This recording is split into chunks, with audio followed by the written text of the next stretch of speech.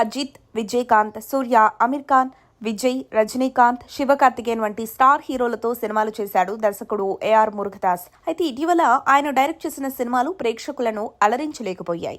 ముఖ్యంగా రజనీకాంత్ హీరోగా ఏఆర్ మురుగదాస్ తెరకెక్కించిన దర్బార్ చిత్రం పూర్తిగా నిరాశపరిచింది. అలాగే హిందీలో సల్మాన్ ఖాన్ హీరోగా నటించిన సికిందర్ అపజయం పాలైంది. కొంచెం గ్యాప్ తర్వాత శివకార్తికేయన్ హీరోగా చేసిన మదరసి కూడా ఆశించిన స్థాయిలో విజయాన్ని అందుకోలేకపోయింది.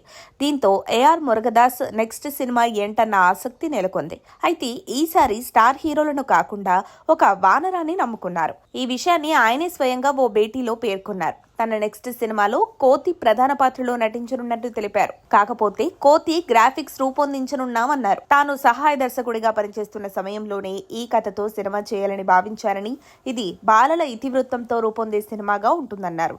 దీనికి సంబంధించిన అధికారిక ప్రకటన వెలువడాల్సింది. మురుగదాస్ గారు డైరెక్టర్ అవ్వకముందే ఈ కథను ఎంచుకున్నారా అంటే కాదు, ఆ కథే తననెంచుకుంది. దాని వెనుక సాక్షాత్తు ఆ హనుమంతుడే ఉండి ఆయన సక్సెస్ ను నడిపించారని నమ్ముతుంది.